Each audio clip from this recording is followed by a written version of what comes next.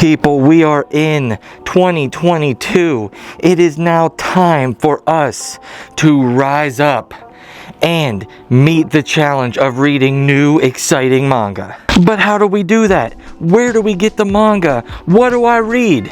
Well, stay tuned, because I'm gonna show you manga everyone should be reading in 2022. Alright, my goal is to show all of you some manga that you may not have heard of, you may be on the fence about, or you may have been wanting to get into and you just need that little extra push. And the way I'm gonna do that is I'm gonna show you these manga up close and give you a little idea of what they're about. Some are new, some are ongoing, some are old. So getting right into it right off the bat, we have Hina Matsuri. Now this one has been around for a little while. We have 13 volumes of it out right now. And while I will be showing you some weird and different manga series, this one is very different in a lot of ways. This is one that character development plays a big role, and also multiple types of humor. Not your average run-of-the-mill. This is get to know the characters, know their quirks, likes and dislikes, and then you start getting all the inside jokes, which will make it even more enjoyable. So to give you a quick little idea about this series, one day the first main character, Nita, this man that is a younger member of the Yakuza, he's just living his life, and this oval-shaped object falls out of thin air into his apartment, and inside of it is the second main character, Hina, a girl who has telekinetic powers, and she uses those powers to basically force him to let her stay in his apartment. In ways he's held captive. It's hilarious. It's such a crazy opening to a series that on the surface seems a little more normal. Through some time, he becomes kind of a semi-father to her because she doesn't have any family, and she's also awkwardly emotionless in a lot of ways. She does not understand her emotions, and she has to force a lot of emotions. The domino effect starts, and there are some psychic battles. There are even more psychic girls which start coming from the future to get Hina and to eliminate her. And it just quickly goes out of hand, but it also stays nice and tight feeling so that everything's easily understandable while these characters are growing. It is a great pickup. It's one of those series that I believe if it's a right fit for you, which it may be for most people, you will understand and you will really like it, and it will bring you in quickly. My next pick is Wave Listen to Me. Now, I have seen this one around a little bit, but definitely not as much as it should be. This is a series that is made by the creator of Blade of the Immortal. Now, whether you've read Blade of the Immortal or not doesn't matter, but at least it gives you an idea of the mangaka, his other famous series that most people have heard of. Wave Listen to Me is a very fun ride. It has a different art style in ways, but it also has the feeling of the mangaka's crisp art style in other ways. So it follows the main character, Minair, I believe her name is, and she is a fiery person, which makes it such a good read and enjoyable journey when you're following a character that is different than the norm. She's a floor manager in a small restaurant, and she is trying to deal with her bad breakup with an ex-boyfriend, and she gets drunk and she vents her story to a stranger at the bar and all of her troubles. But the next day, she discovers that the guy that she was venting everything to was a radio producer, and he wasn't just listening to her, he was recording her. And she hears her broadcast of her drunken ramblings over the radio. One thing leads to another. She gets duped into joining a talk show, and what makes it enjoyable is her anger and her lack of restraint makes her an instant follower, an instant favorite with listeners everywhere. She gets attention and money out of this and becomes a late night radio talk show host in that same station. Despite that, the main character is very relatable on a lot of levels, and the mangaka does a great job of incorporating emotions, feelings, and day-to-day life things that go on in the real world outside of manga into it. And you just can't help but to want to flip the page every single time to see what is happening and what she's gonna do next, and rooting for her. And if you're familiar with the mangaka, his artwork is very good, but in this one, it keeps those good aspects of shading, crisp lines and things, but also incorporates a little bit of a more messy feel, but not in a bad way. It's more a raw type of manga way, and it just feels right for what he's writing. Something that I think a lot of people will enjoy and get something out of. Next we have Girl's Last Tour. Now this is a 6-volume series and it's complete at 6. This is a little older series but not super old, and this is a series that is quite enjoyable on multiple levels. It follows 2 girls, Yuri and Chito.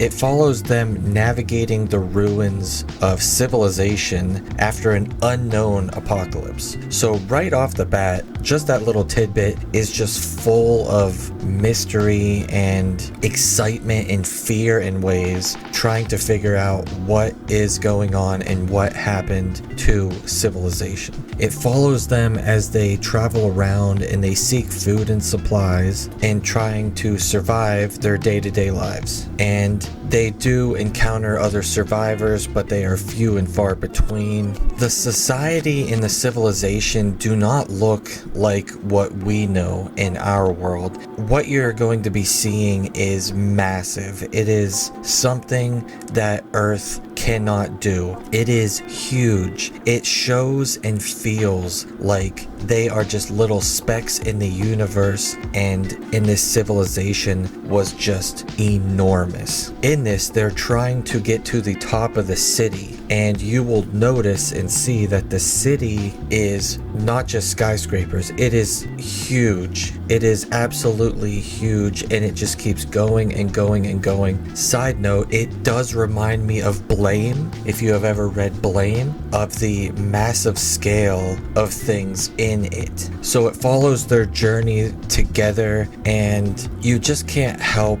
but to root for them, but also feel extremely sad at the same time of their lives and what they go through. And if you think about how they are mentally and other items like that, it is a very different read, but a very good read. And the art is very different, but it's good in its own way. It's a scratchy, almost unrefined style, a lot of cross-hatching and stippling, and it just works. It just works. And at 6 volumes, it is definitely worth a read. The next series is Peach Boy Riverside. A very weird name, but a surprisingly exciting, fun manga. At the moment, there is 5 volumes out of this, and this series follows Saltherin Aladrake, and she is the princess of the kingdom of Aladrake, and she has the typical dreams of traveling the world and seeing new sights and getting out of her cooped up kingdom. But it's not so simple. The countryside and the land is just covered in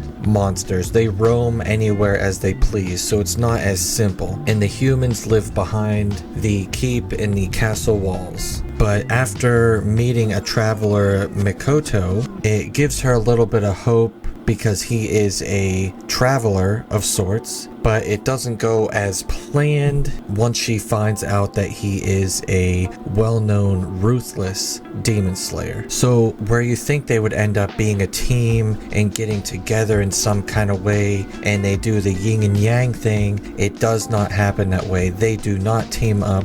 They go their separate ways. She eventually leaves and semi-follows Makoto, but along her way, she finds out that she's just not a normal human being also. And the series feels fresh, and it has a lot of very cool aspects and characters which are very enjoyable. And there are battles which are very cool, and there is a lot of mystery, obviously surrounding Makoto and surrounding the girl, the main character. We're learning bit by bit why they are more powerful, why they have these special abilities, what is actually going on. And them not being in the same group as each other, she has her own group and he is a loner, and since they're not always together, it creates a great feeling story that's not your ordinary I'm a strong guy and I bring along a girl and we have a bunch of adventures together type of deal. She's doing her own thing and she's OP to an extent, and she's getting cool characters and people in her group,